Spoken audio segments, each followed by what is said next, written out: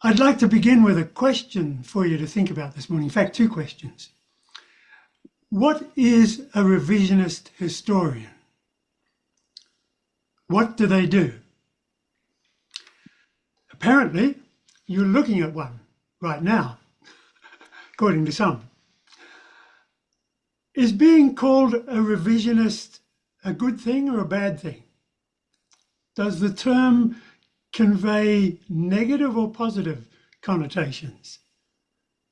If you call a historian or a scholar a revisionist, are you being complimentary or derogatory? I must confess that in my mind, the vibes and the connotations associated with the term revisionist have been largely negative because of the political origins and associations of the term. In fact, the term revisionism was birthed in the context of scholars who were arguing for variant ways to interpret or implement communist ideologies. That's where the term revisionist came from. In Russia, the scholars who challenged the party line of fixed Stalinist propaganda were called revisionists and considered enemies of the establishment. And I used to remember hearing of revisionists from the communist China time, people like Deng Xiaoping, who was called a revisionist because he was perceived as a critic of the party and was arguing for a reinterpretation of the way communism should be adapted to new contexts in China. So they were called revisionists because the things they wrote argued for adaptation to new circumstances, and they challenged accepted stories, and they challenged the accepted interpretation of things. Chairman Mao didn't like revisionists. He had some very unpleasant terms for them. He used to call them capitalist roaders. Do you remember that term? Reading that in the press? Well, according to the Oxford Dictionary, revisionism is often derogatory, and it refers to the theory or practice of revising one's attitude to a previously accepted situation or point of view, but particularly in the context of Marxism. In more general use, it refers to the re-evaluation and reinterpretation of historical events, ideologies, or theories. And it often leads to the questioning of established beliefs and the modification of them, which leads to new perspectives. Well, 4 months ago, I think Sabbath, towards the end of March, in this very class, as I don't recall because I wasn't there, but I read about it later, my good friend Don McAdams described the things that I write as revisionist. Do you remember? He used the term to describe the things that I write as revisionist. He'd been talking about the 1970s and the work of Ron Numbers, William Peterson, and his own work on great controversy, the work of revising traditional understandings. And he went on to talk about the work of Ron Grable, a number of other authors in the book Ellen Harmon White that Oxford University Press had put out. His explanation of revisionist history was that the historian looks at the primary sources and tries to face the facts as they are. And he noted that as an example of a revisionist historian, I just set out the facts in my books as they are and then move on, leaving the reader to come to their own conclusions.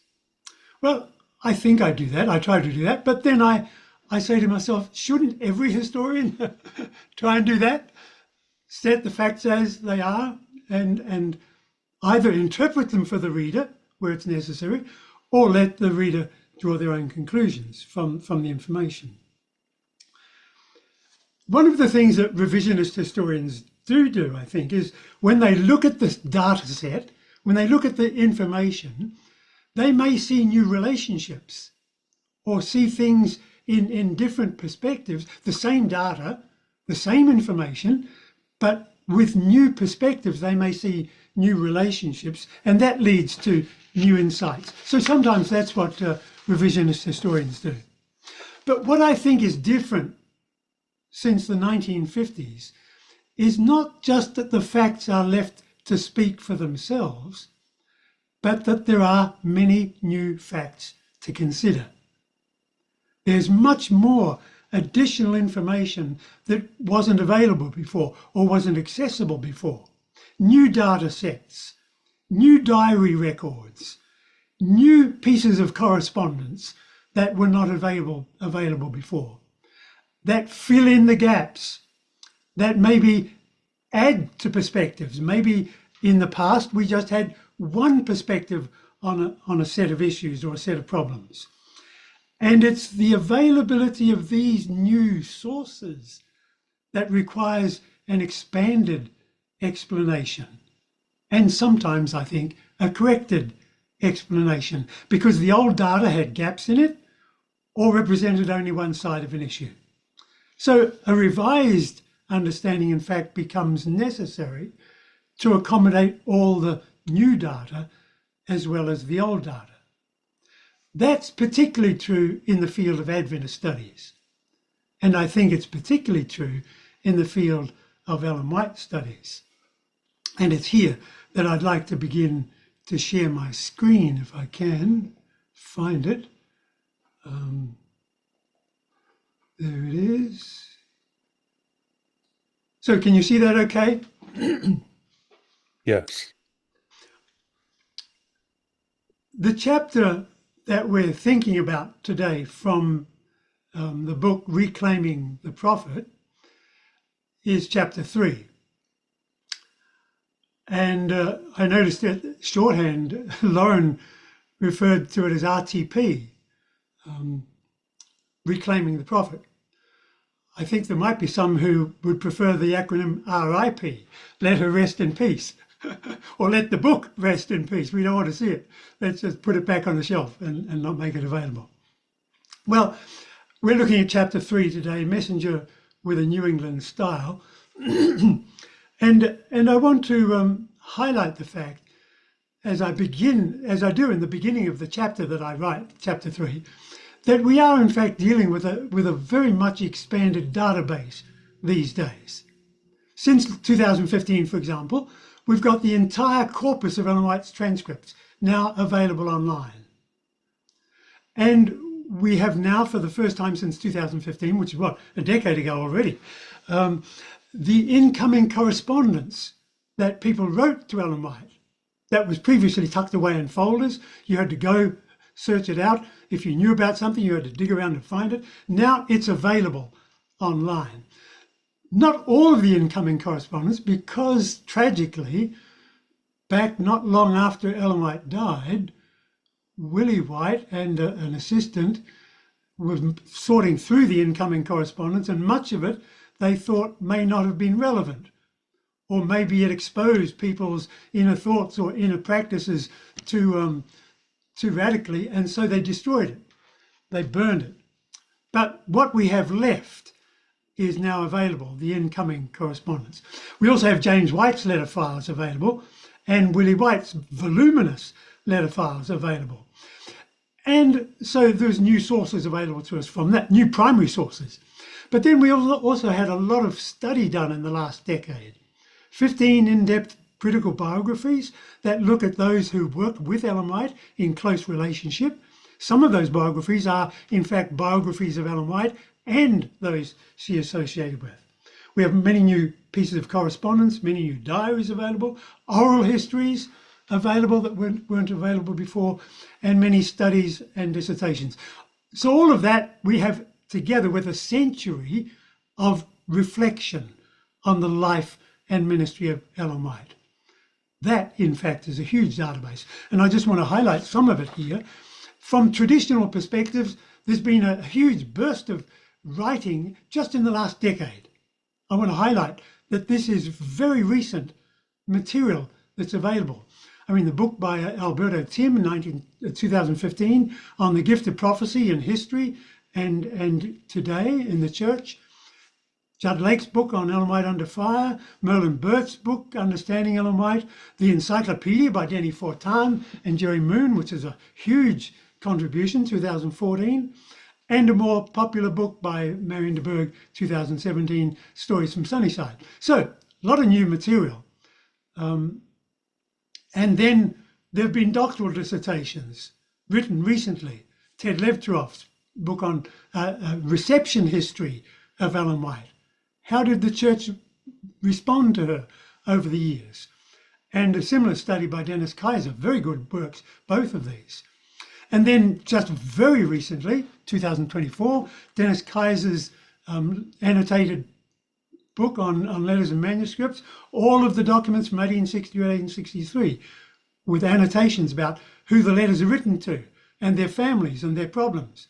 2 volumes of that now, one 2014, Roland Karlman was the annotator, and Dennis Kaiser, the one just published last year. So that's from the traditional perspective, a lot of work. And then there are these other historians who look at things from a different perspective and look at new pieces of data and new information, beginning in the 1970s. Don McAdams, well, Ron Numbers, particularly with his book on Prophetess of Health, Ron Graybill, Roy Branson, Harold Weiss, William Peterson, quite a number of people in the 1970s. The reason I put up Prophetess of Health here for you is to highlight that it was published first in 76, republished in 92, republished by Erdmans in 2008, and would you believe, republished by Oak and Acorn in Spanish, a Spanish translation in 2024. So this information is now not just available to the English-speaking world, but to the wide Spanish-speaking world as well. That's quite an advance. Then you have, responding to those 1970 studies, work by George Knight and his students, which is somewhat of a corrective perspective, if not revisionist, at least corrective. He was able to publish a title, Myths in Adventism, had to struggle to get that word in the title. Review and Herald didn't want to accept it, but eventually they did. And he corrects some misunderstandings, some oversimplified understandings. Ellen White's Afterlife, you probably already know, published 2019. And then in 2014, the book by Oxford University Press, which takes a broader perspective on Ellen White and tries to interpret her for the wider world. That made a significant contribution. And then more recently, books that I've written, 2006, 2018, Prophet and the Presidents, The History of the White Estate, and again, Ron Graybill with his Visions and Revisions. And notice here, courtesy of Oak and Acorn, that there are Spanish translations available of these books. So the wider world of the Spanish-speaking world is being introduced to these studies, revisionist studies, if you will. And of course, here are the biography series that George Knight fostered and now Dennis Kaiser has taken over. Books that that provide very helpful new perspectives on Ellen White in her relationships with her close colleagues. And these biographical studies, particularly the one by Denny Fortan in 2023, the George Butler biography, and also the Andrews biography, give us insights into Ellen White that we didn't have before, because we now have been able to do close readings of correspondence that wasn't available to us before. And we see that there's much more complexity involved in the work and the ministry of Ellen White. Of course, Denny Fortan's annotated book on Steps to Christ is also at this time, 2017, again being republished just recently, or about to be republished, by Oak and Acorn, a book that's well worth looking at because it enriches us, it enriches our understanding of the way Ellen White wrote as a writer. And then more recently, Don McAdams' Ellen White and the Historians, 2022, and Ellen White, well, they're again published in Spanish, 2023. So, in sum, we have an expanded database which enables a fresh appreciation for what Ellen White contributed to the forming of the Adventist community and the nature of her work and the nature of her unique charisma. And we get a new sense of the complexity, the paradoxes, and the contradictions one finds in the persona of Ellen White and her work. And I think because of that, we found a more complete and in that sense a more honest picture of Ellen White, which is probably why on the title of the book, Reclaiming the Prophet, you have in defense of a more honest appraisal of a gift. Let me point out here, I think, that what's true of Ellen White is also true of us. Every human being is to some degree a bundle of contradictions. What we aspire to be, what we actually are in reality, how we perceive ourselves, how we think of ourselves, how we think others perceive us, and how others really see us and how we really are in fact. Often I used to say to married couples about to be married in my pastoral counselling of them, there are 6 people that stand before the minister in the altar on the wedding day. Who you think you are, who she thinks you are, who you think she is, and who she thinks she is. I'm speaking from the bridegroom's perspective. And then who the couple really is. And they get to know each other the day after the wedding. Well, we're all like that to some degree. So, second step in my talk this morning, I just want to take a brief moment here to set up a framework for understanding Ellen White as a New Englander. And we need, I think, a framework for that so that it doesn't sound too heretical or too radical, so that in fact it grows out of Ellen White's own counsel that she gave to us herself. So, a broader perspective. The challenge, of course, that we all face when we think about Ellen White and her ministry is how to affirm the writings of Ellen White and their value and their unique quality for us and an appreciation of her unique leadership without creating an unrealistic, idealized, sanitized, canonized, and ultimately dishonest picture. We've faced that in the past often. How do we avoid that without also drawing a picture that, as Willie White expressed it, leads the way to great floods of doubt? So there's a challenge. And I like the way that Edward Heppenstall, this was his baseline assumption whenever he talked about Ellen White. God chose Ellen White and spoke to her and through her in a way that he doesn't speak to us. Given that, does that allow her to be a frail human being, to make mistakes, to be quirky in some ways? Yes, he thought so. So a broadened hermeneutic for interpreting Ellen White. Time and place, I'd like to suggest, in 3 dimensions. The first dimension of time and place is the traditional one. It grows out of Ellen White's counsel. Regarding the testimonies, nothing is to be set aside. Time and place must be considered. And the traditional way of applying that was that the time and place applied to the recipients of whatever it was she wrote, or the recipients of those who received her verbal counsel. The geographical location of the recipients. And how do we consider the passage of time, exceptional conditions, how things might have changed, and her appeal to use common sense. So time and place of the recipients is dimension number 1. And that helps us to understand perhaps the nature of the problems she might have been addressing, the specific historical circumstances, and it would help us in guiding the application of any counsel to our current situation at a later time and in a later place. Time and place dimension 2. In my book on the prophet and the presidents, I suggested, and I don't think people had talked about this or been aware of it before, that the circumstances of the author at the time of her writing also needs to be considered as a time and place factor in helping us to understand the nature of the things that she wrote and the counsel that she gave. Where was she located? What priorities was she under? What stresses was she herself under that may have shaped her perception of problems or the way she phrased and explained her counsel? So time and place, and I use the example of the 1990s because that was a particular time and place that was framed by exceptional stresses and troubles and problems.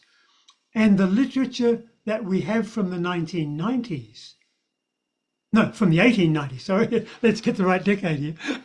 The literature we have from the 1890s is noted as a literature that is stark in its rhetoric, with lots of exaggeration, lots of hyperbole, indicating that Ellen White was troubled by problems to a great degree, but she was also experiencing stress in her own life from where she was writing. And you'll have to read the book. I'm not going to go into that in depth, but you'll find the book, The Prophet and the Presidents, helpful for exploring that kind of background.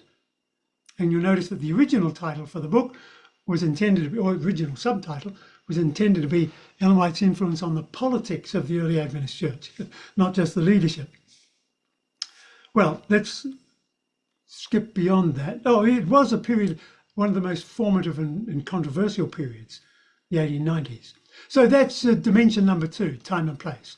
Here's dimension number 3, a further expanded view, and I think this is in fact a new perspective that we're beginning to think about in Adventist studies and in Ellen White studies that we hadn't really considered before.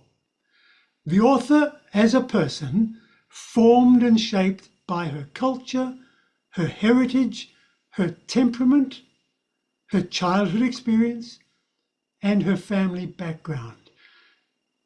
Ellen White as a New Englander. And I would like us to think about this, the messenger with a New England style, in the context of the third dimension of time and place. Who Ellen White was as a person, as a New Englander. So let me ask the question, is being a New Englander a thing beyond a regional accent? I mean, we know that New Englanders have accents that are different from the rest of us, different from Californians, different from Texans, surely, and different from Australians. So accent is a regionally defined characteristic of people. Is New England, a New Englander, a distinctive characteristic of people? I'd like to refer to you to the book Albion's Seed by David Fisher. It's a brilliant read. He explains how in America today there are 4 regional cultures, each of them that has been shaped by an inheritance from Britain. So even if we come from Mexican backgrounds or Hispanic backgrounds or other European backgrounds, he argues that we've been grafted in to 4 distinct regional cultures in America, and that those regional cultures were defined and framed by the people who came from different regions of England. The Puritans who came from East Anglia primarily, the Cavaliers who came from South England, the Quakers from Pennsylvania and that part of America came from the Midlands, and the unruly border clashing people from the north, they settled in the south. From the northern border areas of England, they settled in the south. So he sees 4 distinct cultural patterns, and the New England pattern is a Puritan pattern. And attitudes to money, wealth, dress, food, all of these folk ways that defined who people and shaped who people were and the way they behaved and the way they thought came from this particular background in New England, a Puritan background. Social relationships, law codes, marriage, courtship, child rearing. They spoke the same language, but the terms often meant different things. And one term that David Fisher highlights is the term freedom and the term liberty, used across America, but shaped in its nuance by these 4 different regional cultures, and they each meant something different by those 2 terms. So it's a fascinating book. And I suggest that it suggests I suggest that it has helpful information for us in the way we understand Ellen White. James White traces his background to a first forebear in America from 1638. Ellen Harmon first has a forebear in 1640. What does that mean?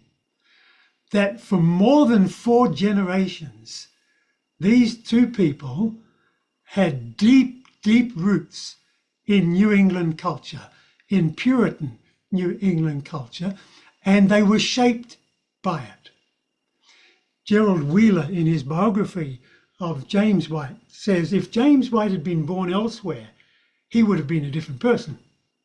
And if the Adventist church had been formed, for example, among the Cavalier culture of the southern United States or the Quaker culture of Pennsylvania or the Middle Atlantic states, it probably would have been quite a different denomination.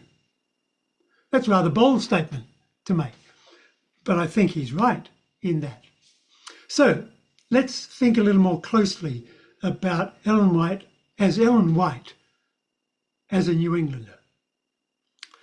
The first thing I think to notice about New England, I've not ever lived there myself. Some of you may have. Some of you may even be residents there today. I don't know, in our congregation. So you might dismiss all this as being simplified nonsense. But there are many thoughtful scholars who have made these observations that New England is a land of contrasts.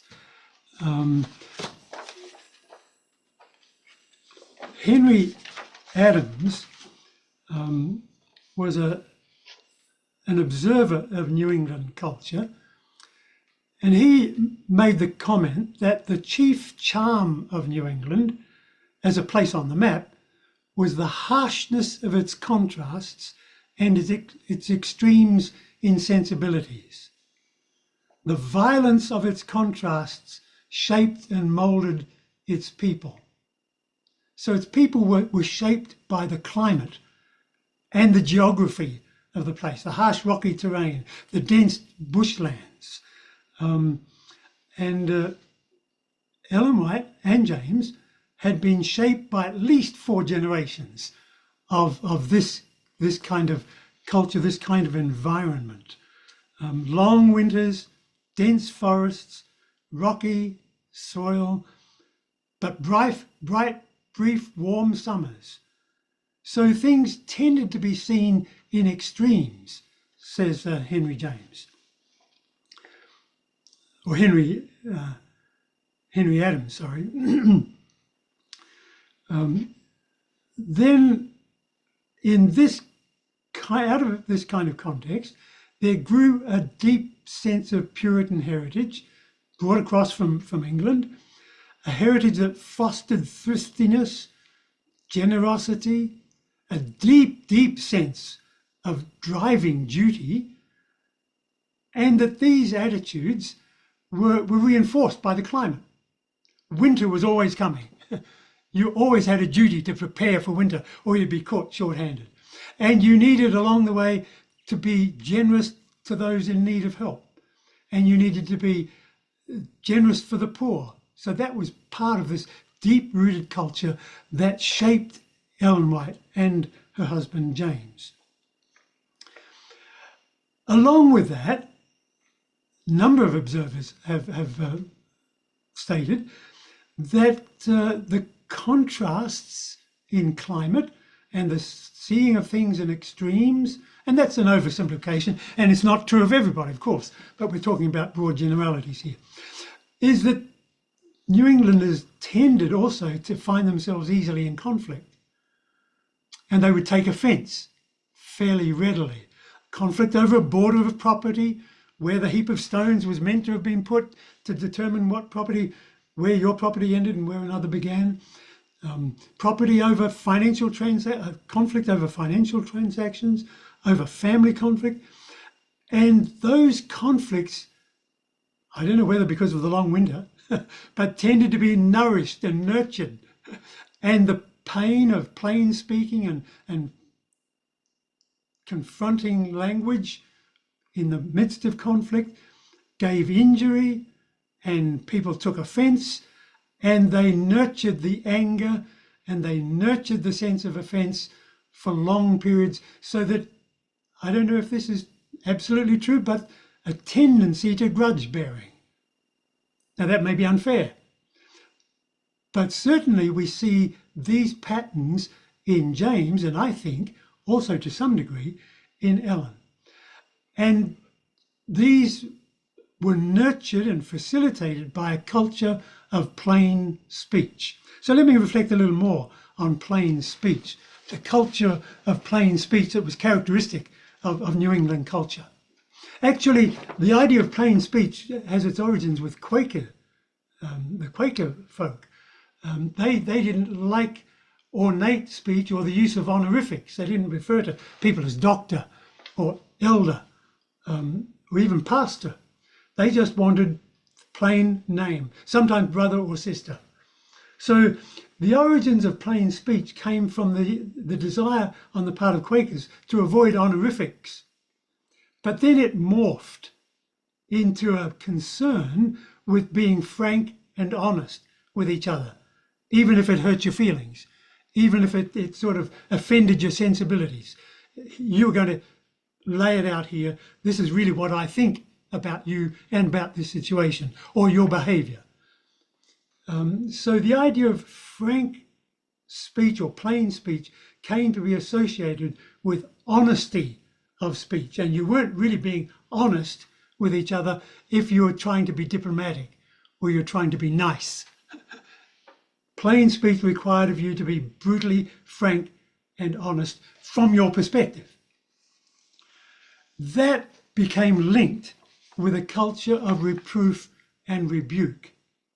And I would like to suggest that Ellen White became immersed in that early in her experience, in her childhood and in her teenage, as she participated in the Methodist class meetings. One of the major functions and role of the class meeting was to nurture spiritual growth and to hold the class members accountable for their behavior. So it often involved confronting each other with behavior that wasn't acceptable, or giving advice on behavior that wasn't acceptable, correcting behavior, holding people to account and nurturing their spiritual growth. In early Adventism, that Methodist class practice kind of morphed again into sometimes a culture of confrontation, open, plain speaking of faults and foibles and priorities that you didn't get straight.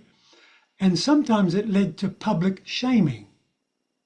In fact, often it led to public shaming, where not just in a class meeting, but before the whole general conference, or before all of the delegates of the conference, your faults were set out and you were corrected or you were rebuked or reproved. And that, of course, did nurture spiritual growth, but it also had a downside, a distinct downside. It became characteristic of camp meetings. In fact, James White would advertise camp meetings as not places for the spiritually weak or for the invalids or for young people, children.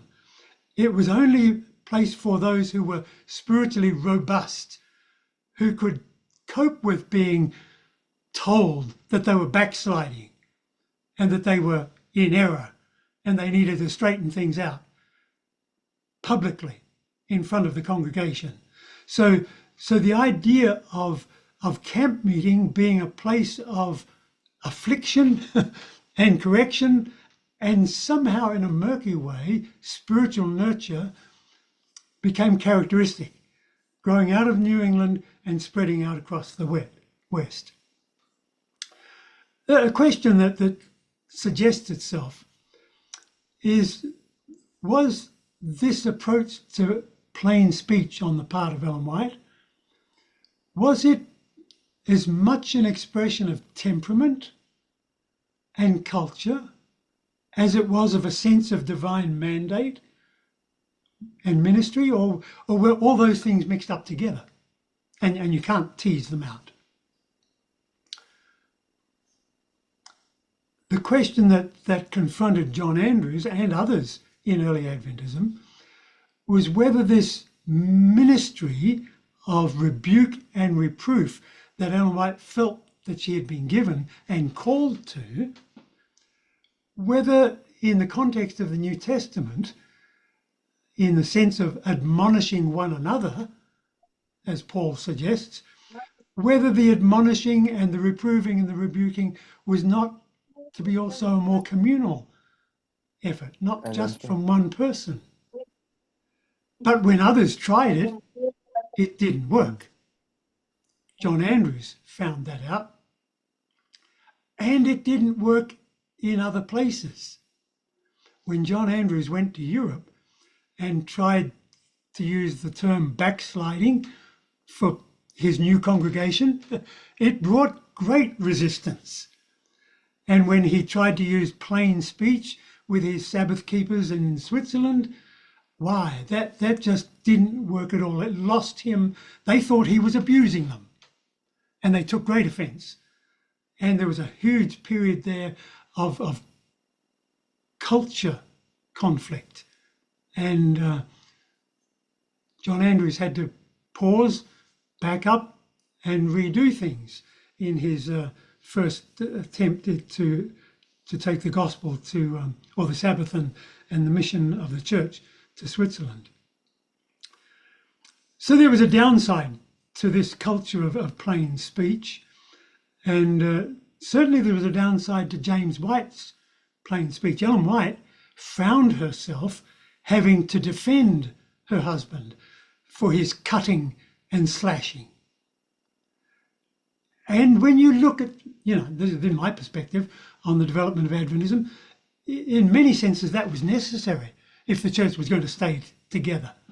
She had to defend the leader, in spite of the fact that his plain speech wasn't always helpful and that it created problems as much as it created solutions.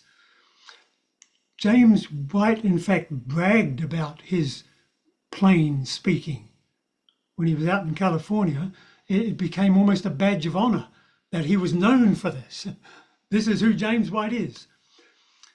And Ellen White later found herself having to back away from that because she found that people like Haskell and others were beginning to model themselves on James White in his autocratic, harsh-speaking, cutting and slashing approach.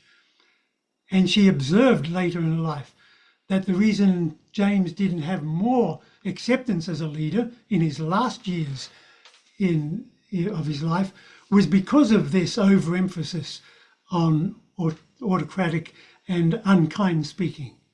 And she urged Haskell and others to not follow that pattern.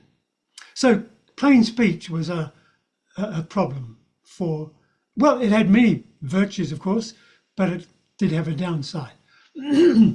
So Ellen White, as a New Englander, cultured in a sense of seeing things in extremes, unavoidably. She couldn't avoid that, being a New Englander, and shaped by a culture that valued plain speech. When we look at Ellen White's temperament rather than the cultural shaping of her as a person, when we think about her temperament before she was called to her ministry of prophetic gift, we are confronted with some things that I don't think we've realized before. And there are two sides to this. So let me begin with Ellen White's sunny temperament, which we're very familiar with. And we've been exposed to this largely through the literature that tells the anecdotes and the stories and the biographies of Ellen White that have emphasized the positive side. There's undoubtedly, Ellen White was an admired person.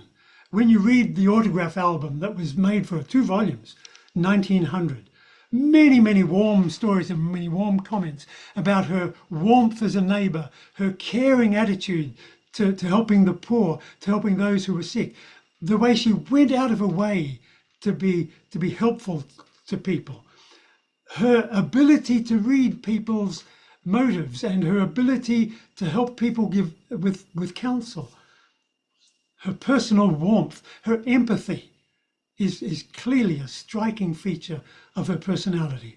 Her generous hospitality.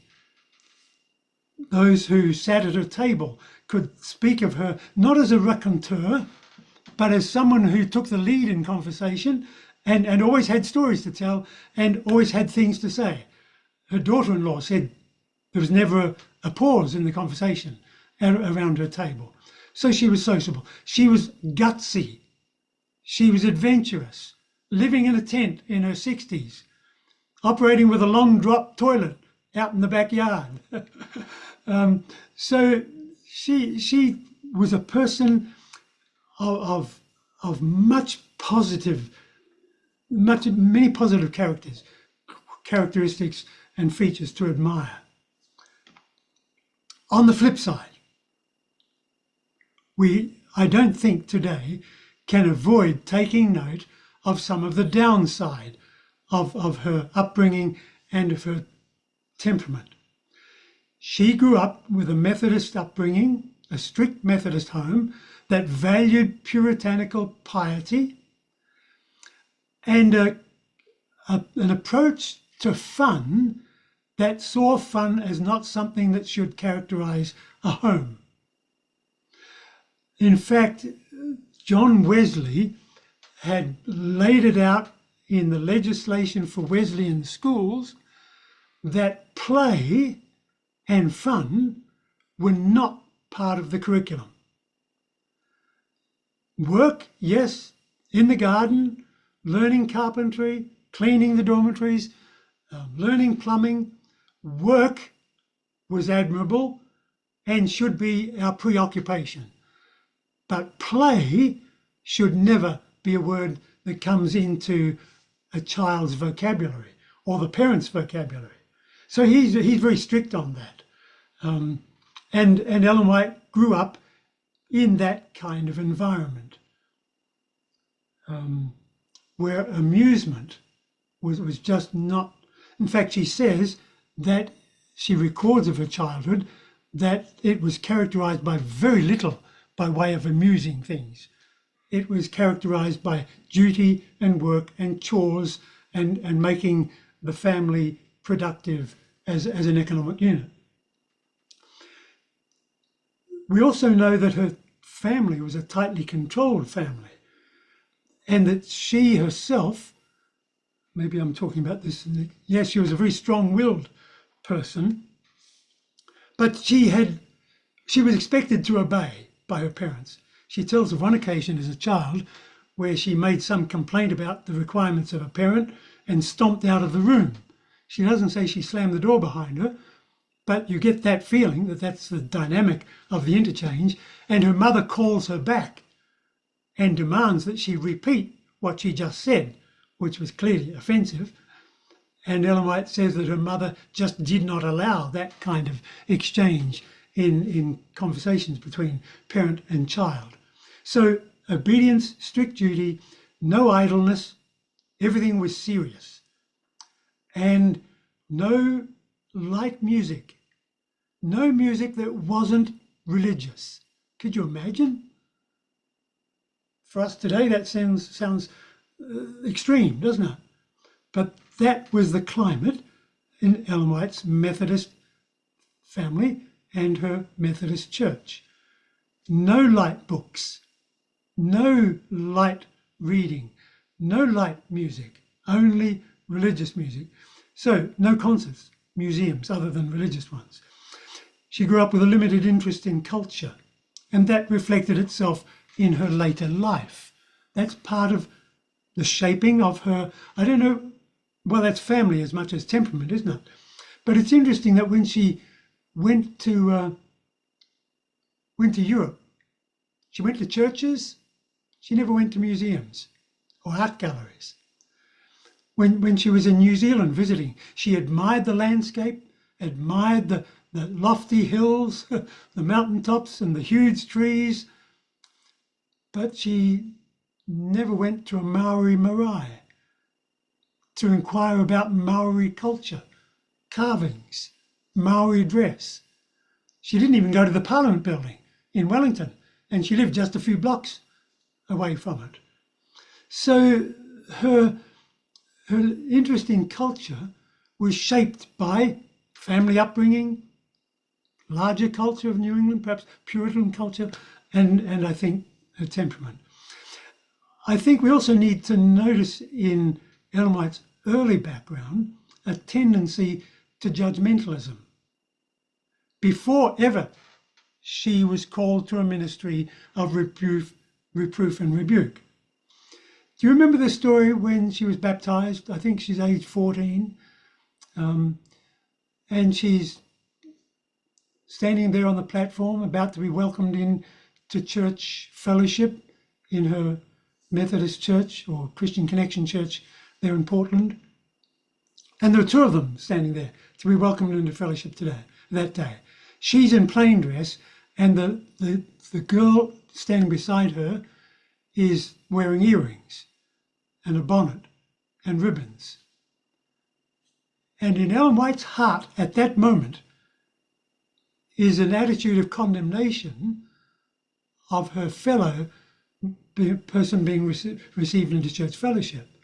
She feels that the girl beside her hasn't really made a commitment like Ellen has made a commitment. For Ellen, plain dress became a test of her religious experience. She tells of when she was at the camp meeting and she had the sense of spiritual renewal, and she resolved at that time that she would just dress plainly. No frills, no earrings, no necklaces. And for her, that was kind of a test of her fellowship. Like in some countries, eating pork is a test that it isn't in other places. So for her, plain dress became a test of her experience. And she had a negative attitude to others who didn't follow that. In fact, she blamed the pastor on that occasion for not calling the girl out. And she says she felt badly towards the girl for some time after that, until she resolved in her mind that the Lord would care for it. I think that gives us a window into something of Ellen White's early spiritual development. I mentioned the culture clash here at Avondale that occurred in 1997. This involved not only culture but fun and sport. Do you remember the story of how a year after they'd founded Avondale, the principal, Hughes, with his staff, thought, well, it's been a year since our students have been involved in daily work and diligent application to their studies, and on this anniversary, let's have a fun day. So they planned for a fun day. They planned for some tennis and for some cricket. And they planned that the day would begin with chapel and religious services. And then after lunch, they'd take some time for the girls to play tennis and the boys to play some cricket. And they'd invested in some cricket equipment, very simple, and some tennis rackets and a net. Well, as they were setting out the courts that morning of the anniversary day, that was intended to be a day of fun and amusement, in response, they thought, to Ellen White's counsel about introducing some ball games for students, and she had said that. She drives up to the chapel. She's going to give the chapel talk. She sees them laying out the courts. And that evening, she sends them a rebuke after she hears that they'd spent the afternoon in sports. Very simple sports. Not rugby football with all its violence, but the simple game of cricket and tennis. And then she comes back and rebukes the board the next day. And the principal is just astonished. He doesn't know quite what to make of this. She makes the comment that sport had been a strong cultural element in Australia and it should not invade Avondale College or the Adventist Church. When she saw crowds going to a cricket game, as she watched them from the train window, she thought of them as going to perdition. So this culture clash at Avondale illustrates the clash between what was happening in Australia and what she brought from New England and her Methodism. And when the principal later left Avondale, he couldn't make sense of it logically, the counsel, that competition of any kind was what she was outlawing or prescribing. But that must be what she meant, he thought. So every other school he went to, he outlawed ball games. And there was only work, the work-study program, that was to be nurtured. Think about Adventism today. Have we forsaken her counsel? Or was her counsel shaped by culture and piety and Methodist upbringing? And another flip side to the temperament, and I must bring this to a conclusion, so we've got time for some questions. She was strong-willed, very determined. She got herself into conflicts. There was a domineering stubbornness to her temperament. That made her successful, helped her succeed as an entrepreneur. She was also a risk taker. That was part of her temperament. She could live with high levels of risk, like her husband could, in establishing institutions, in taking out loans, in living on the financial edge. She could cope with risk. That was part of her temperament. But it also got her into trouble. She got into needless conflicts over the location of a church with Metcalfe Hare, for example, the builder at Avondale. She was determined that the church should be on this location. He thought it should be on another location. What difference did it matter, really, over a few years' time?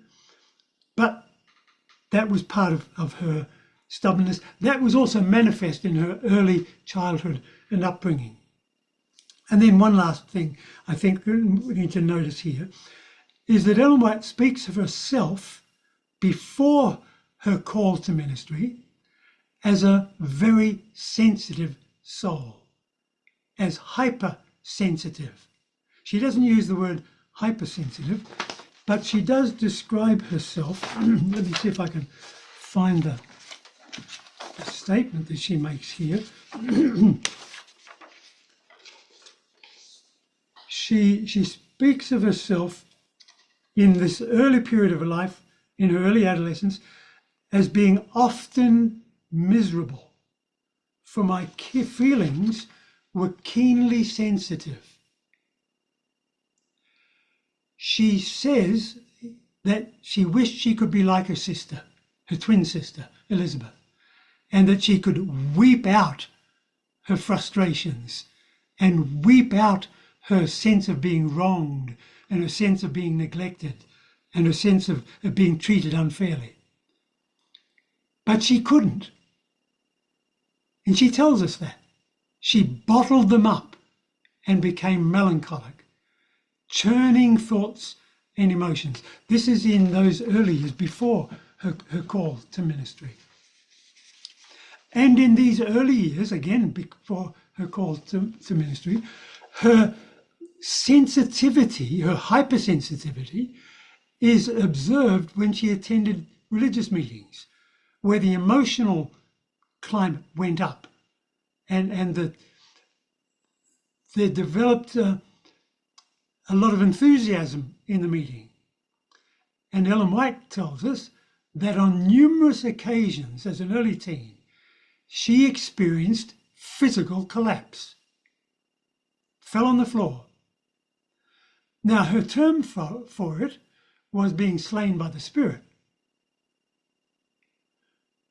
We would tend to interpret it today maybe as an emotional overload and the inability of the physical system to cope with it and just to let go of everything and then to come back to sensibility at a later time.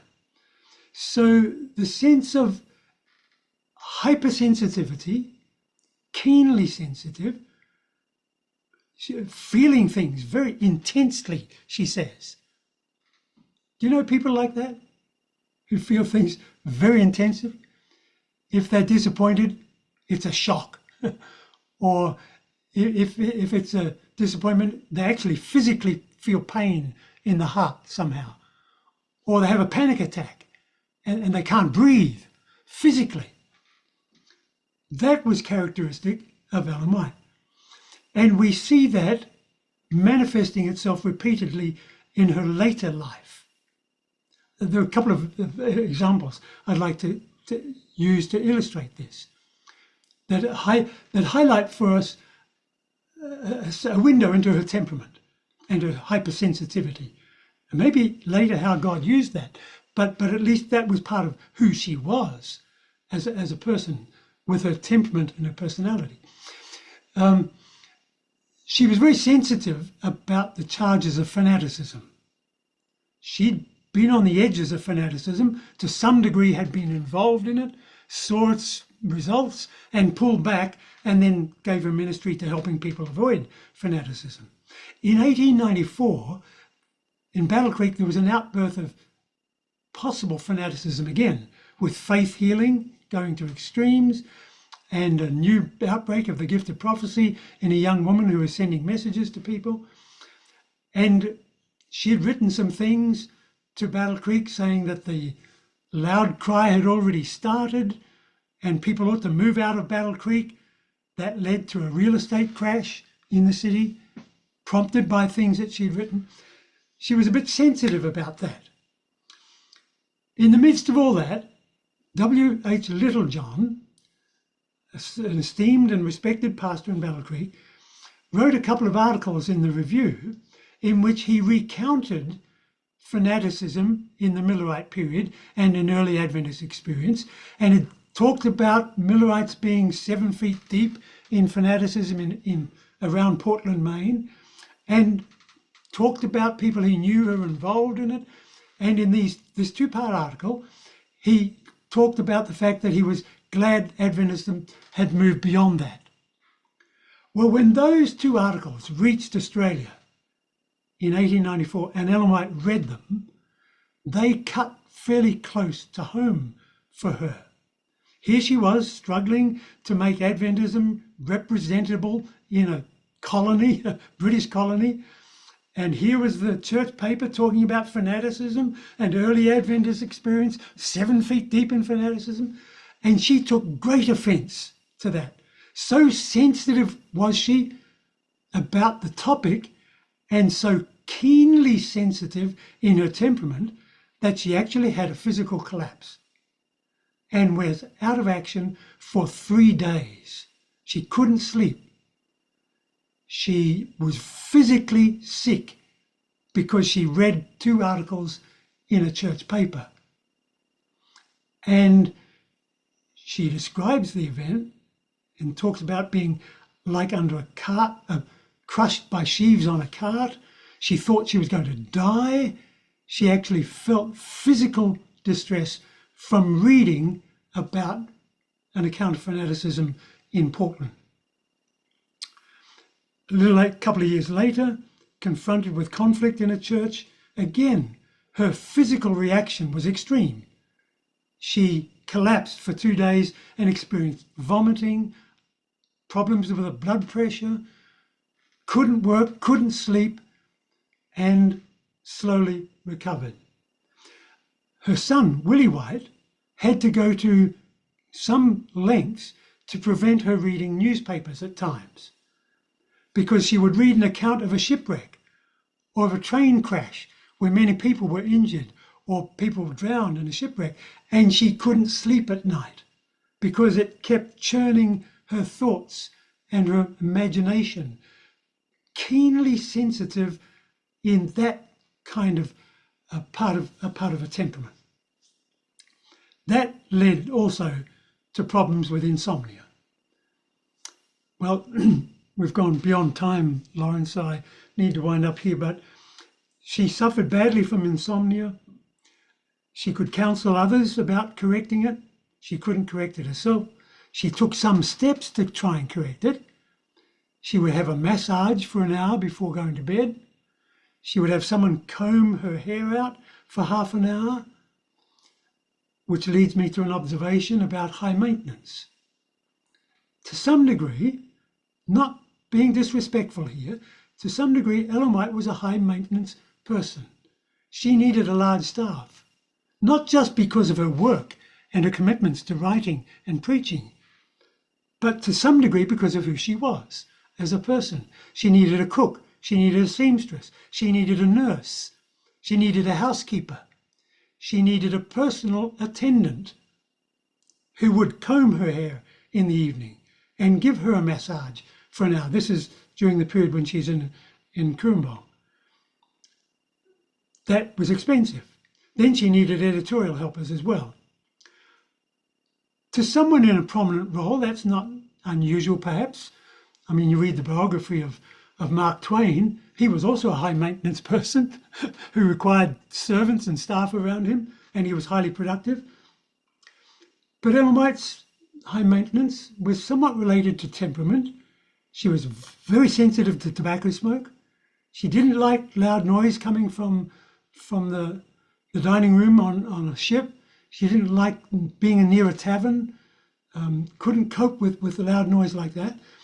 And so attendants would have to try and help her avoid those situations and attend to her personal care in her travel. Even at the same time as we can see her as being gutsy and prepared to travel and put up with hardship. Keep those things together. Finally, she was also one who recognized that her husband carried grudges, and she rebuked him for it and lamented that he couldn't really forgive people. He nursed his anger over a number of years. And yet, to some degree, you see some of the same attributes in Ellen herself, who couldn't really put in the past behind her the affront and the offence that the Stevens sisters had given to her back in 1851 in Maine. That was a problem that kept coming up again and again and again. That, I think, is part of a temperament. Well, sensitive soul, but in some mysterious way. Was that somehow part of what fitted her for ministry? In the paradox, prophets, people with a gift of a particular charisma, of insight and sensitivity to wrong, that's characteristic of a prophetic gift. And maybe all that is mixed in there together. But I think seeing it from the perspective of New England culture and temperament helps us to understand Ellen White in a broader and richer way, and I think helps us to value what contribution she made as a referee to the church, refereeing its disputes, functioning as a unifier, as a change agent, and providing prophetic prods to us in our widening mission. Well, enough said. You've got lots of questions, I'm sure, and you've got the answers yourselves, hopefully, because there are many answers that I don't have, but things to think about. Thanks a lot. Thank you very much. Excellent. Let me just remind all of you, let's keep our questions short. We've got about 50 minutes or so to talk here. Sometimes we go over if we have to, but try to get your questions in now. Don't wait till the last minute. Let me start with a question or observation. And I was reminded of this question by Heppenstall, the quote you put in there from Heppenstall. God spoke to her in ways he doesn't speak to us. It always seems to me, Gil, that one of the big problems that we face, one of the difficulties that we face in understanding Ellen White, and this is very much to the point of the book, Reclaiming the Prophet, because this is kind of what the head of the White Estate wrote in response, and that is that by saying that she's a prophet, the expectation is, and that God spoke to her in a way he doesn't speak to us, the expectation is that there can be then no critique, no analysis, not even any analysis of her writings, nothing that puts her in a historical context. She's, by being an inspired prophet, she moves beyond all of that. She can no longer be studied the way we would study the words of, say, C.S. Lewis or Gil Valentine.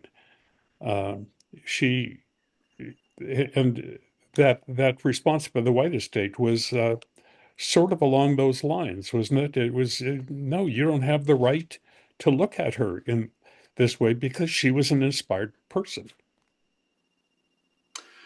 Yeah, an all or nothing kind of an approach. Um, it's problematic, I think, if we look at Ellen White only as a Jeremiah, then maybe that's the picture you get. But if you look at Ellen White in the context of the New Testament gifts, Hmm. where the prophets function within the community and their counsel is evaluated and there's feedback, Hmm. then it's a different picture, isn't it? Yeah.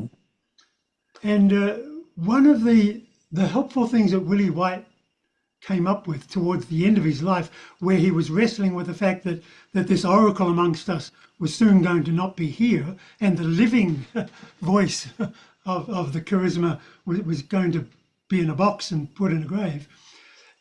He urged the church that we needed to think of the gift alongside the other gifts in the church: the gift of apostleship, the gift of teaching, the gift of that it was one of many gifts. And part of our problem previously was, and maybe that's part of what it means to be established and to be formed as a group. And that's what happens when a movement gets going.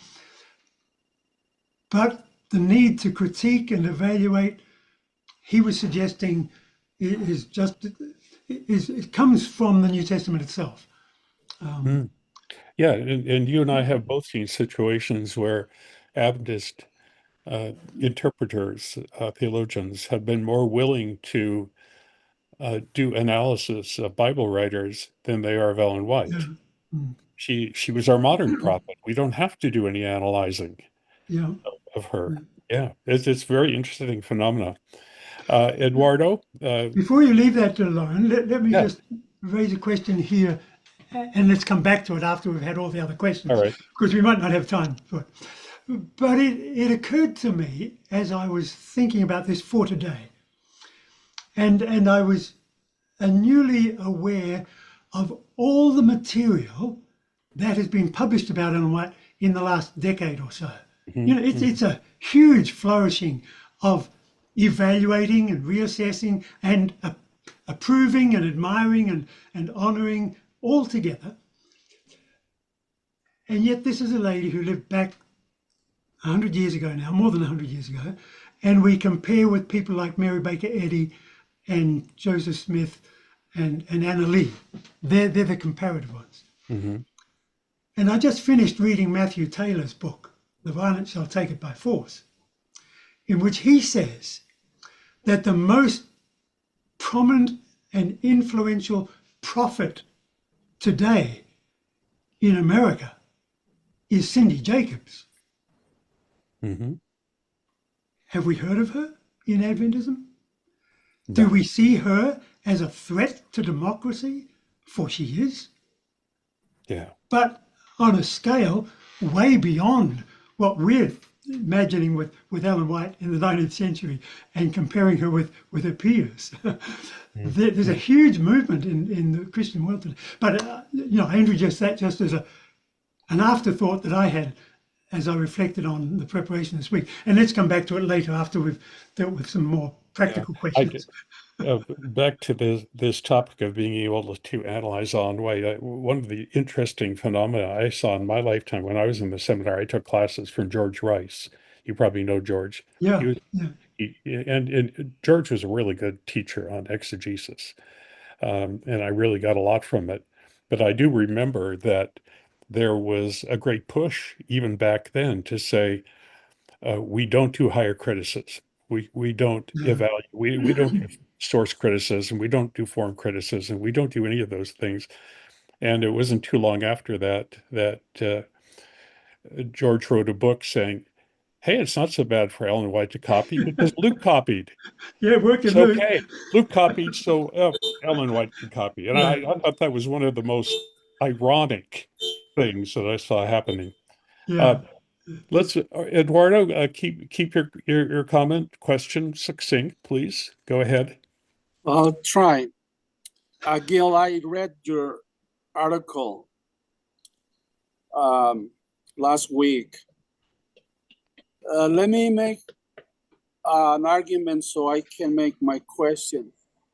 George Knight came to Loma Linda, and after his presentation, I showed him my quote. And he said, "What do you mean?" And I said, "I don't mean nothing. I just want your opinion."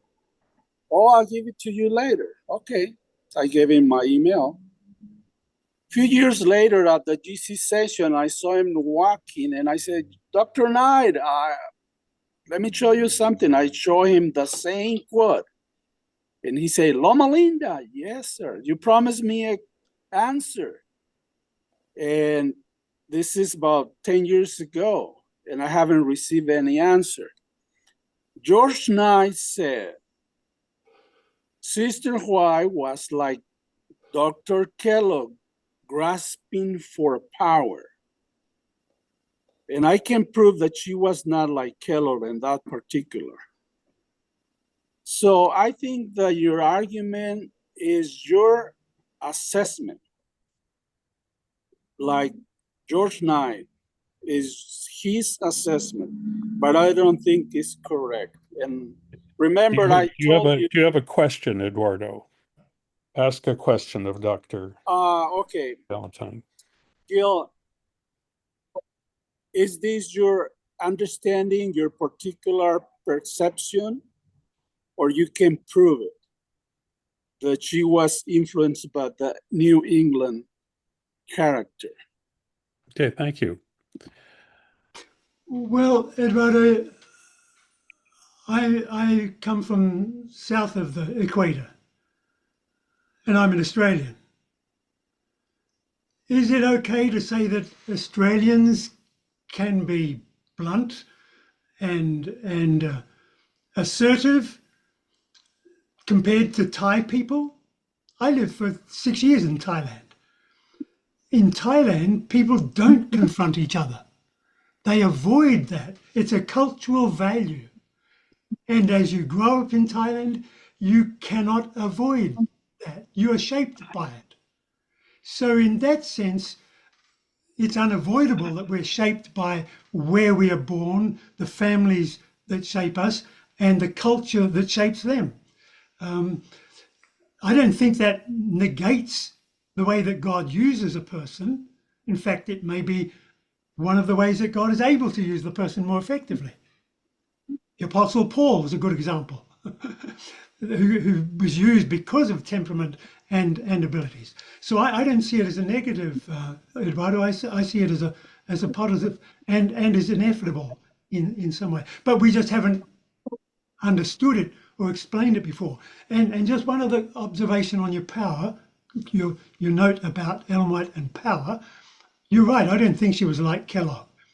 But nevertheless, she did understand the function of power and influence in an organization, and she was very careful to adapt and maximize her own influence in an organization, directly thinking about how her influence could be more effective. And she would adopt strategies to do that.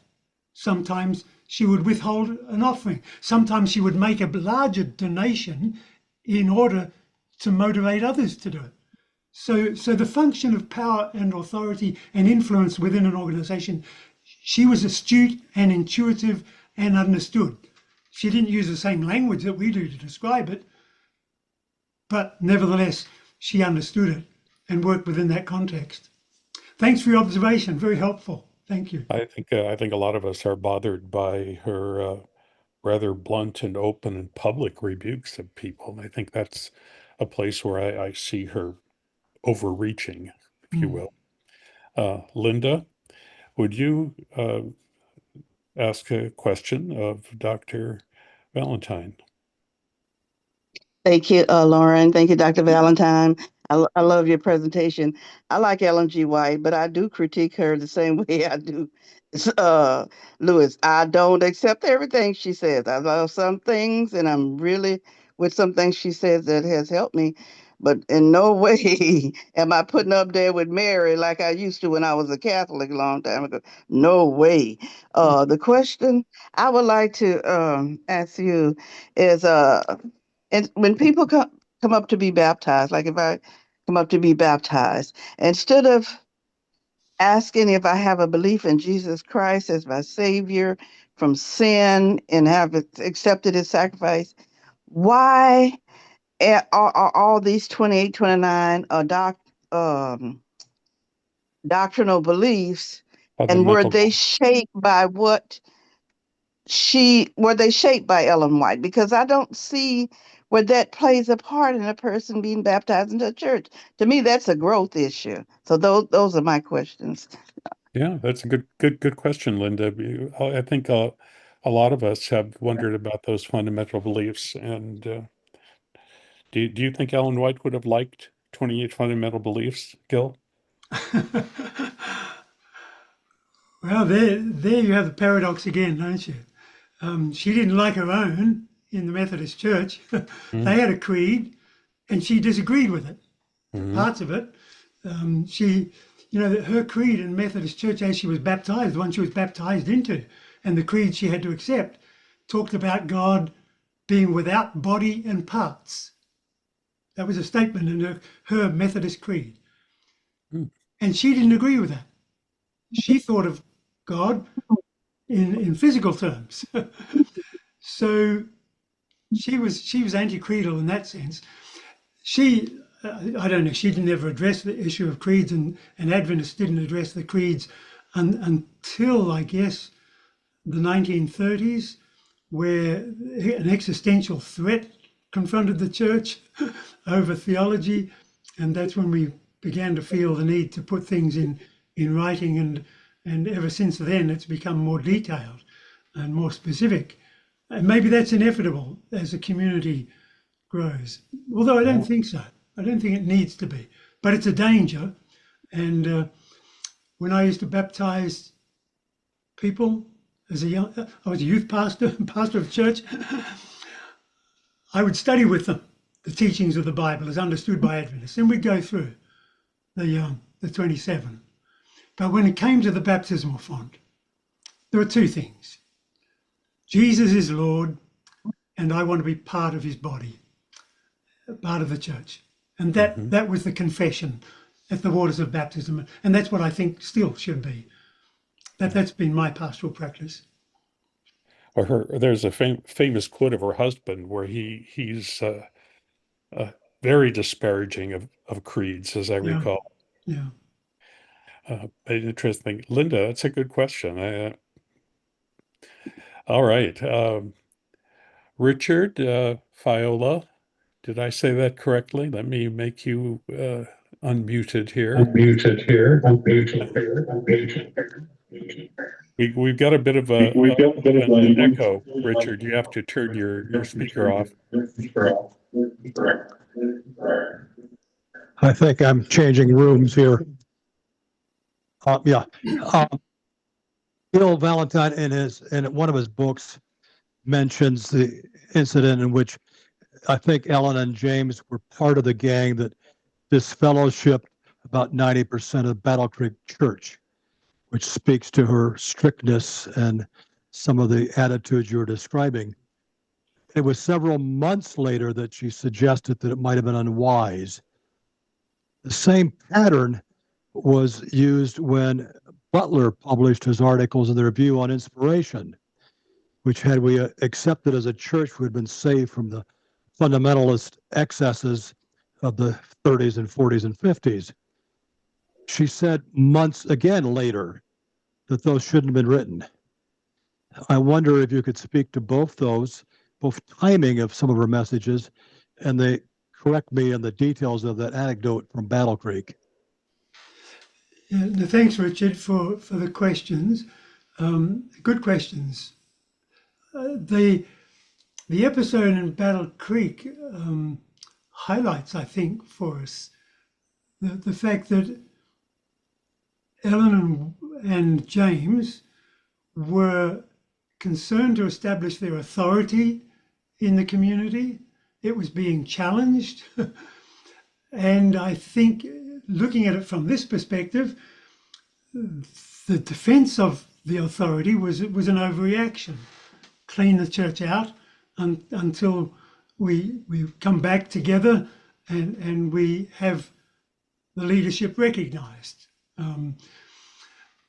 It was a painful episode, and the way it played out with Waggoner and Andrews, and I think probably Kellogg as the committee secretary, sort of interviewing all the church members, it just doesn't fit with the way we do things today. Fitted with the church trial context of that era, and a lot of people were hurt. Some left the church over it,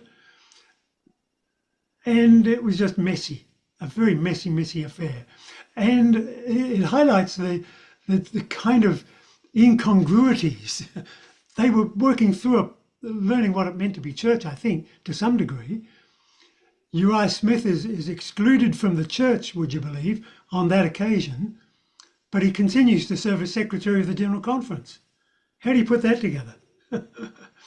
I guess one was a legal requirement, the other was a fellowship matter, but they clearly hadn't thought it through very carefully, and they didn't have systems very carefully. So I see that as a kind of a growth experience, a messy, unfortunate experience that shows the humanity of Ellen White and James White as they were working through difficult circumstances. What was the other question you asked about? Regarding George Butler's articles on inspiration. Oh, yeah. She several months later said should not have been written. I think probably several years later, not just months later. Okay. Richard. Yeah. Denny Fortan discusses this episode in quite some detail, very helpfully and in a very illuminating way, where he points out that Butler was actually trying to solve problems for Ellen White, to get her off the hook and to get the church off the hook for saying things that couldn't be substantiated. And so he was thinking through, and later she makes the comment that they shouldn't have been written, but how widely was that comment known or shared? And was it eternally valid? Denny doesn't think so. Neither does the White estate. Now, in fact, in 1982, I just saw a document just earlier this week where they're reflecting on the fact that, in fact, maybe some things she wrote were not inspired. Some articles in the Health Reformer, for example, as opposed to things that were published in the Review. When the White estate itself is wrestling with that kind of solution to a problem, you know that Ellen White's statement about George Butler was not the last word on things. Yeah, so we grow in understanding, and we're still growing, thankfully. Good questions, Richard. Thank you. Dr. Fortan spoke to us, I don't know, some months ago, didn't he? I can't remember. I asked him if he wanted to join, and he's welcome to if he wants to. But he talked to us about the struggle that Ellen White or that George Butler had with getting along with James and Ellen. They were cruel to him at times. It was like no win. If you do one thing, you're wrong. If you do the other thing, you're wrong. It's just like, it made me wonder whether I would have liked being around them, actually, very much. Yeah, the same true of John Andrews, Lauren, the same experience. Oh, and by the way, Dr. Valentine is going to come back and talk to us. I asked him, could you talk to us about Jay and Andrews and his relationship? And so he's going to be doing that at the end of January. Mhm. So that should be interesting. George, join the conversation here. Okay, thank you again for your presentation. Several years ago, I was attending LaSalle University Church, but for some time I went to Azure Hills for a special Sabbath school class that was there. And one day there was they invited a new speaker, and I was impressed with that teacher. It was something else. And they called him Gil. And so the first time I met you at that time, and several times later, I was always impressed with the volume of information that you could provide. And today was the same thing again. Thank you for that. Look, I get it. The historical part of it, all the information that has been provided, everything that we learned through the years, some issues are very disturbing about Ellen White, as you know. I understand this book, and actually Eric Anderson was not happy when he was presenting, and I told him, I think this book is trying to sugarcoat Ellen White. And I'm not saying this about your presentation at all, far from that. But putting things together, it's been difficult. So my question is, with this context and background, my question would be, so now what? Tell me, what do you think that should happen and how from now on? What is in the past we cannot change. It is what it is. We had the plagiarism issues, we had everything we know that 45 years ago I didn't know, and all that. But nowadays, the scenario, the landscape is completely different. And let's look forward. And my question for you would be just that. So now, what? Or so what now? What's next? Yeah, good question. I think a lot of us wonder about that. Who is Ellen White for us from now on? Now that we have access to all these tools and these new historians who are doing new history of her. Yeah. I mean, keeping her status as it was in the past is impossible. Having her as a true prophet, how can we accept that? So now what? Tell me. Yeah, good question. Same question, George. And it continues to challenge us. It really does. My response, I think, is first of all, going forward, being grateful, an attitude of gratitude, in a sense, that in all her imperfections and all what we know about her now, in some mysterious way, she was able to help build the church and to focus us on mission, contribute to our development, nudge us, guide us, flawed though that guidance sometimes was.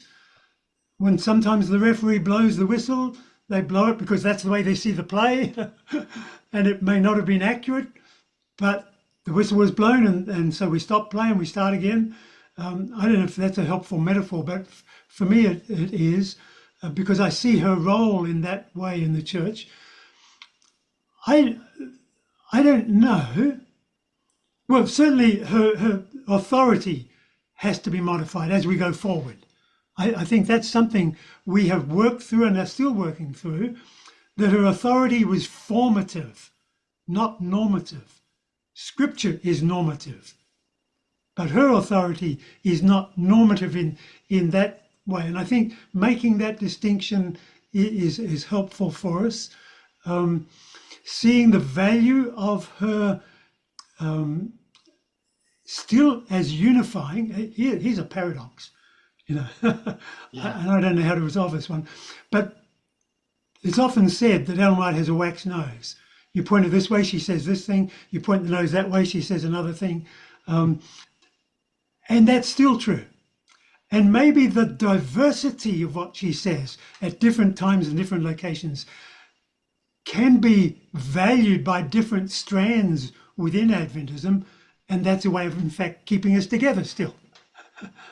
Paradoxical though that is. Maybe the breadth of what she says and the inherent contradictions sometimes, because of circumstances being changed, she still serves as a unifying factor.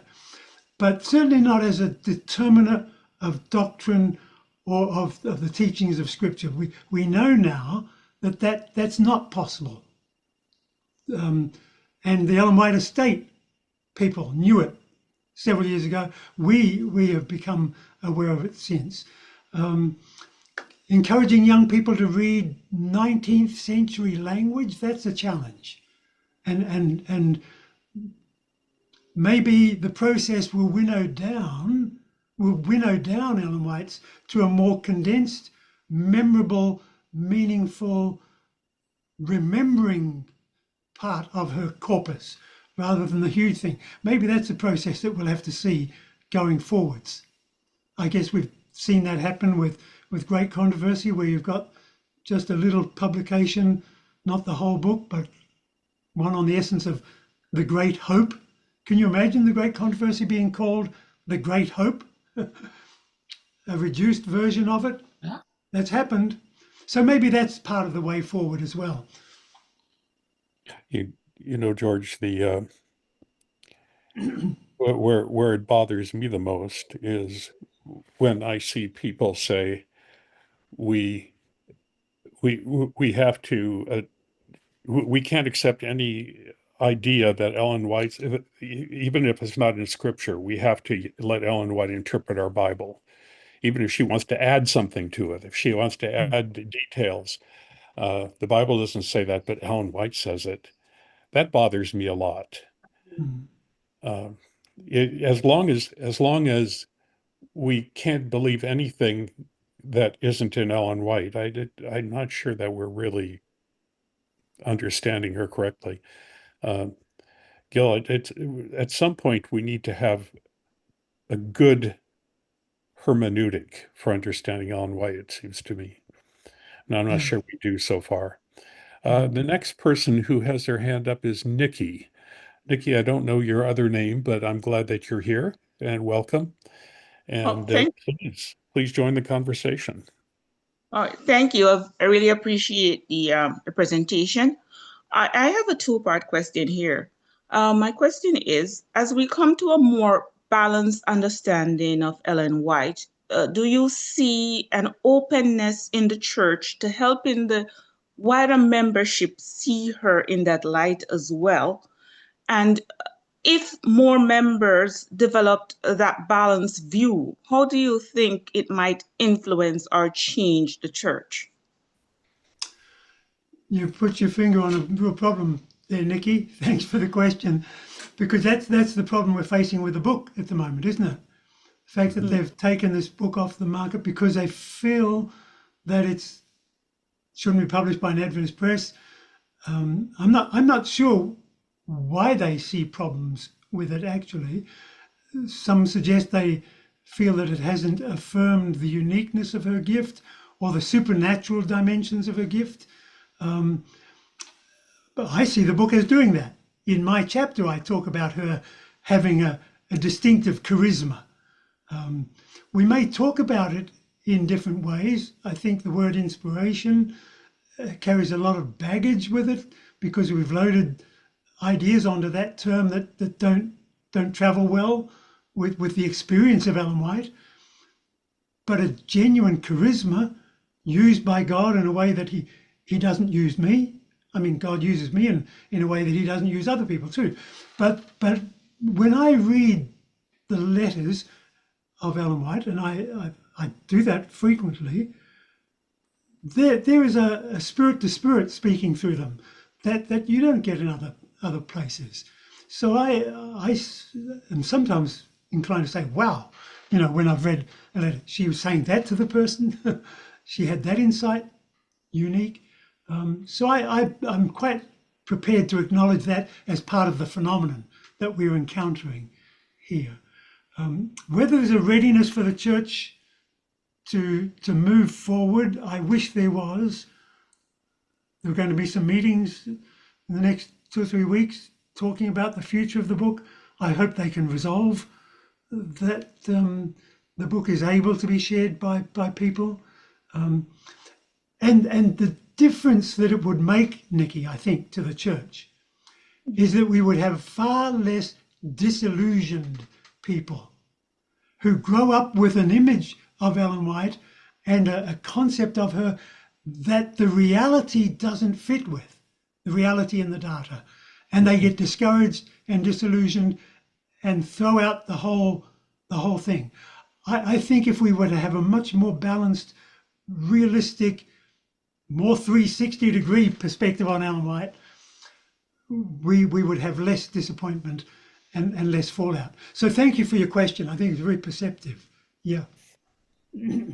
Nikki, did you say you had 2 parts to your question, or have you? No, those were the 2 parts. It was, Okay. you know, is there change happening and what would this change bring? Yeah. And thank you, Dr. Valentine answered both. Thank you. Thank you, Nikki. Ed, it's your turn. Ed Rife Snyder. Good afternoon. First of all, Dr. Valentine, for me, as you described the Puritan New England culture, it clearly shines through in White's writings, Yeah. particularly her earlier writings, Mm-hmm. when she was about the hard work of being a Christian. Mm-hmm. And so I think you're onto something that probably her original culture was a big influence on her work. And unfortunately, I think sometimes it's been magnified by some of the compilations that the White estate has felt compelled to write. Mm-hmm. The very tone of, for example, of messages to young people is laced through with that Puritan ethic. So I think you've identified something important that helps us understand. I have a question for you. Do you think the book can be published by another publisher? Or are the legal contracts with the Pacific Press such that it would be a challenge to do that? Yeah, I'm not an expert in that area. The book, I think the copyright is owned by Pacific Press. It would need to be yielded up back to the authors, and maybe that's a possibility, and they could then go to another publisher. Technically, I guess that would be possible, and hopefully it won't be necessary. I know, for example, that there's a Norwegian version of it already waiting to go to the press, and I'm sure there's a Spanish version there waiting to go on a press too. So let's hope that in the light of further discussions and further reflection and a clarification of the intent of the authors, that this wasn't an attempt to denigrate or dismiss, but in fact to recognize the gift. The title says that. It's a defense of the gift. We recognize the gift, but it's a much more complex gift than we've previously understood.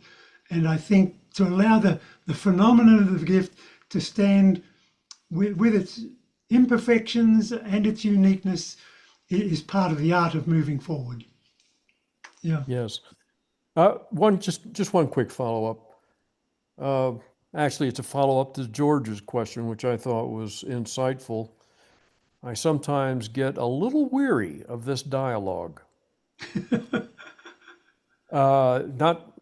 Nothing that you said today, Gil. I mean, the whole 50 years worth of dialogue about what Ellen White was and wasn't and should be and shouldn't be, and I just sometimes get a little weary of it and sometimes wish it would just go away, but that's not going to happen. You said that she was not a determiner of doctrine, or shouldn't be. Well, I've got to say that I think she is the foremost determiner of doctrine in our midst. A few months ago, Larry Garrity appeared on a podcast put on by several Adventist young pastors and described his experience of being on the Fundamental Beliefs Committee in 1980, the first time that they formalized it under that heading, and that how before they went out to report, that a GC officer told them they could not say anything that disagreed with what Ellen White would have said. If that is not a determiner of doctrine, I don't know what is. And that's kind of in the official realm. In the unofficial realm, with a high percentage of our church member, I think it's unquestionably that she is the determiner of doctrine. And how do we ever get from where we are on that point to a place where we really don't say or think or act like she is the determiner of doctrine? You highlight a real problem that the church faces and has faced, Ed, in that Adventists have seen themselves from the beginning as Protestant, and that the Bible is our only rule of faith and practice, and that it is sufficient. That's the term, sufficient, for faith and practice. So we are somewhat schizophrenic there, because we've wrestled with the tension that that's our platform, that's who we are, that's how we define ourselves, how we understand ourselves, and yet we have the presence of a gift in our midst. And what authority do we attribute to that gift? Defining of doctrine? Over time, we may have allowed or thought we were allowing her to be a definitive factor in determining doctrine. But strictly speaking, that wasn't part of who we were and who we are. She contributes to our understanding. She contributes in a vital way through the years and through those early decades, because the big question when Adventism started was their experience as Millerites authentic? Was it authentic, or was it some experience of the devil? Some, that was a binary. It was either of God or of the devil. And her role in affirming whatever cluster of doctrines gave expression to that experience of Millerism was affirming of God's leading in our midst. And I think her affirmation should not be taken as an affirmation of particular points of teaching, although it may have functioned in that way. But her affirmation was, this movement is of God and it has a distinctive message to share. If we've allowed Ellen White to creep across that boundary, then we need to allow there to be clearer separation. managing the tension is always difficult. And I think for many Adventists, as you say, we have allowed Ellen White to become the determiner of doctrine. But that is not really who we are as Protestants. Yeah. Yeah. Good You know, question. Gil, I in my very first class in graduate school, where I took a master's degree in management, they told me that there were two organizations within any organization. There was the formal organization, which is theoretically how things work and how authority flows and so on. Then there was the informal organization, which described how things really work. And they're two different things, and that the informal organization, which describes how things really work, was far more powerful than the formal organization. And that's one of the first things I remember from graduate school. And I think we may have the similar dynamic going on here, where formally we would say Ellen White does not form our doctrine, but informally she absolutely does. And I don't know if we'll ever be able to change that. Hey, thank you very much. Yeah.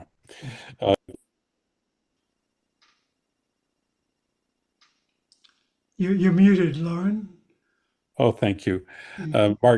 James Walters wrote in the comments, he said, Martin Luther, John Calvin, and Wesley laid the basis for Lutheran Reformed and Methodist churches.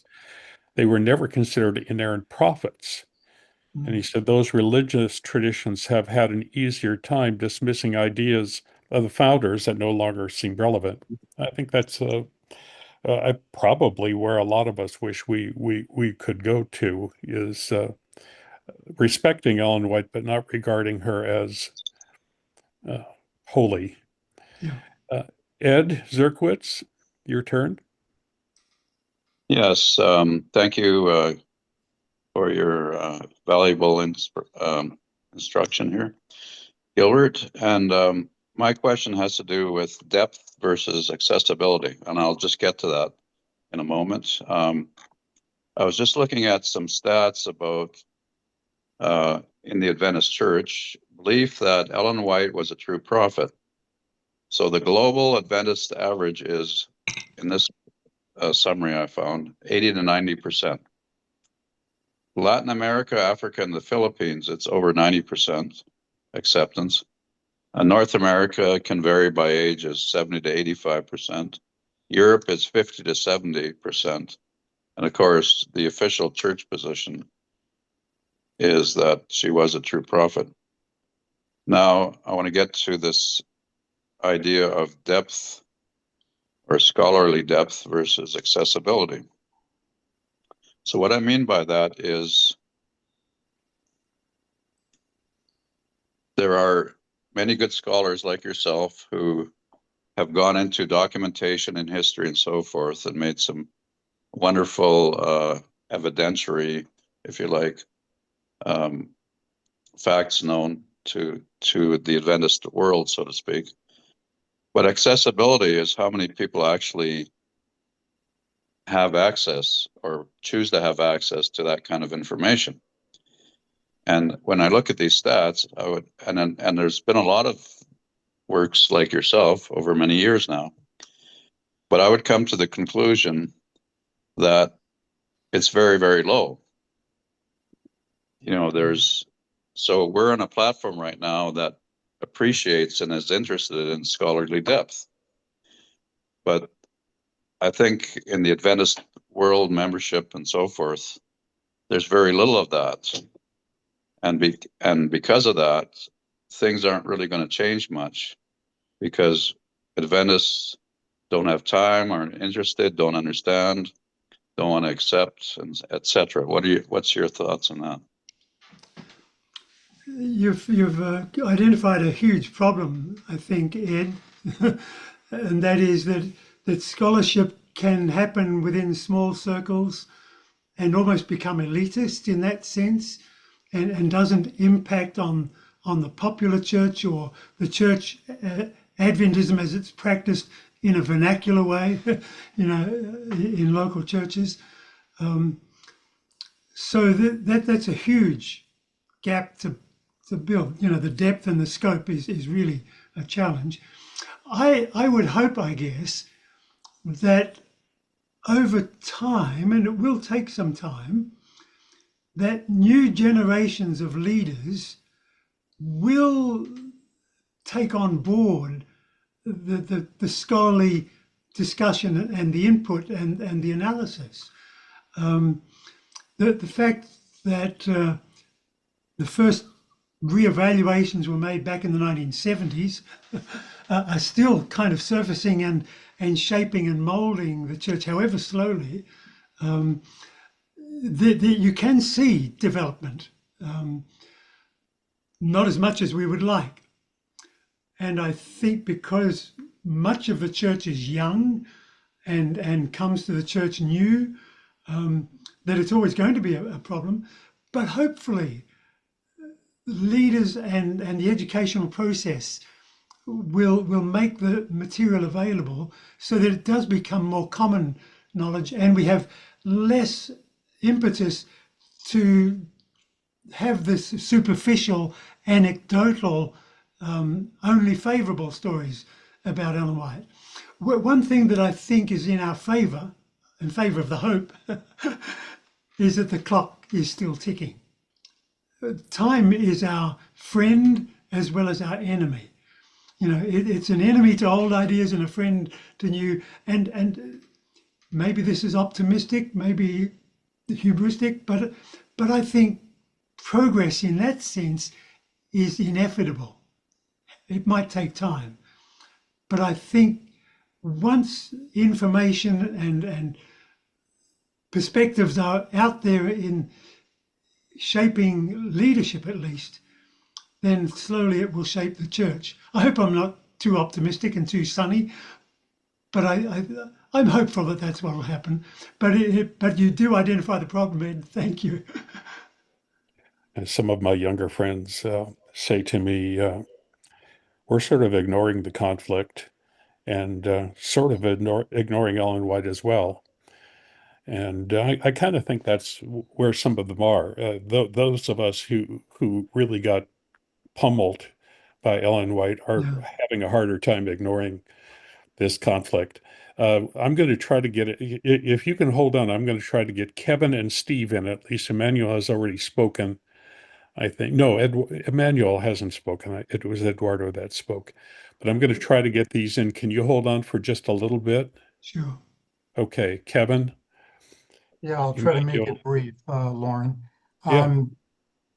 Interesting. I've had an interesting experience with Ellen White. I was not raised a Seventh-day Adventist. And slowly over time, I did pick her up as being somebody who received special revelation, which is, you know, the predominant view for the church for a long time. Now I've moved away from that and see Ellen White's gift more in the sense that I believe she was a very committed Christian. I believe what her true goal is to bring people to Christ. But she was definitely a combination of a lot of contradictions and whatnot. I got the book Reclaiming the Prophet before it was discontinued. And having read through that, I didn't see where there was the affirmation of that special revelation, Ellen White.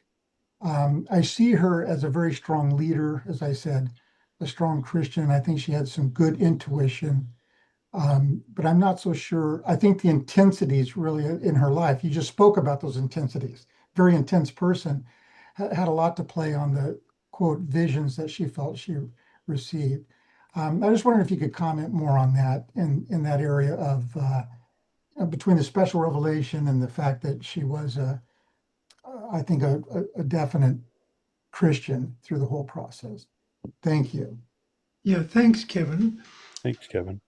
My understanding of this issue is embodied in my understanding of the word charisma, as it's used in the New Testament, and as I think of it, or as I try and apply it to Ellen White, that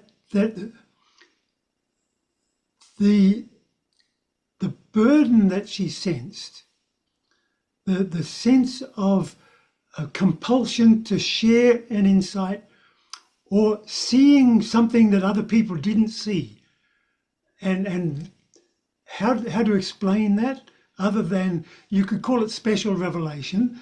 To call it special revelation in one sense kind of puts it on a par with scripture, and that is problematic.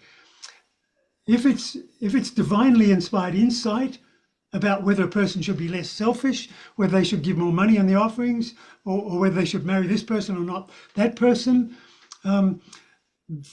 that is true in Ellen White.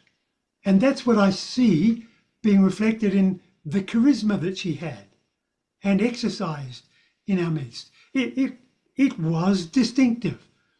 And I see that as an evidence of God using her. You could call that special revelation, but in one sense, I feel uncomfortable with that in the sense that it absolutizes the information sharing. And her focus was on mission and growth and getting people committed to the cause of Jesus, and a special understanding of proclaiming the Advent in the last days. So maybe the book doesn't emphasize that, but that's the basis on which I approach the chapter. And I think that's true for the other authors as well. They're quite prepared. In fact, they're committed to seeing the phenomenon of Ellen White as more than just human, even though we understand it in a human context. So I don't know if that helps, Kevin, but some reflections on the problem you raise. Thank you, Kevin. Emmanuel? Yes, thank you. I was curious. Can you tell us what is so scary in the book that GC or the Whitest they say, oh, no, this is too bad. No, we can have this out. What is so scary in the book that say, nope, this book cannot be published? I suspect that it may be because they feel that it deals more frequently with Ellen White as a person with weaknesses, and her humanity is more visible in the book than you see in other publications about Ellen White. Maybe they see also what Kevin saw, that it doesn't seem to emphasize the special revelation quality of her writings. But as I mentioned to Kevin, I think the special revelation does create problems, even for people like Heppenstall, who was prepared to say Scripture is our test, and if Ellen White doesn't really put things the way Scripture wants us to understand, we need to go beyond her. Mm-hmm. I think, Emmanuel, that it's a fear for a human Ellen White, even as we affirm that in the mystery of incarnation, you have human and divine together, and neither cancels out the other. Good question. I thought, Gil, the most interesting line in the White Estate response was, if it had been written by a bunch of guys who weren't Adventists, we would have thought it was great. Yeah, isn't that strange? Isn't that interesting? Steve, you've got the last bit here. I have an appointment I need to go to as well, Lauren. So yeah, let's finish up here. Right, I'll keep it quick. I've been scribbling down thoughts as we've been going along. Somebody mentioned the phrase inerrant prophets. I'm not sure who that was. And I'm just going to ask the question, is it core that we need to sort out as Adventists, what do we mean by a prophet? And is a prophet supposed to be inerrant? And what difference would it make to Ellen White's message if Ellen White was a cranky old woman who lost her temper and was a pain in the neck? I always think of someone explained this to me once, if an axe murderer comes round to tell you that your house is burning down, then maybe you need to go and deal with the house burning down, not the fact that it was an axe murderer who told you. So do we not have completely unrealistic demands of our prophets? And my last question is, given the sheer volume of what EGW wrote, of course we're going to have problems with it. So in our modern era, where even more is known about absolutely everybody all the time on everything, are we ever going to see a prophet again? We can't get a politician who doesn't have a tainted past. I don't think we can get a human who doesn't have a tainted past. Are we ever going to get a prophet who doesn't have a tainted past? Yeah. Thanks, Stephen. Really good questions there. And I think that can transition us to a conclusion here. Yeah. Our problem is that we try and impose on the phenomenon a definition we already have in our mind about what prophet is and the idea of inerrancy. If it's from God, it's got to be without flaw and without error and perfectly adequate. That we bring that to it. On the other hand, when we encounter Ellen White and those around her who encountered her with all her personality and her unusual visionary type experiences, they recognized something distinctive about her.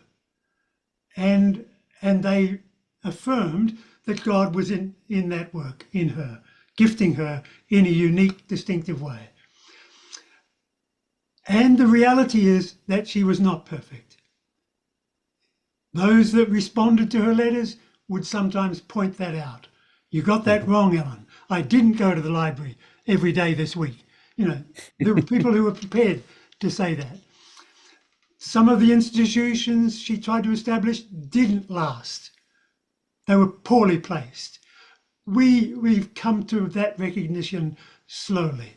But I think that living with a prophet who is imperfect, who makes mistakes, but who God is still using, requires some special gift of those that have the prophet in their midst, if that highlights the paradox.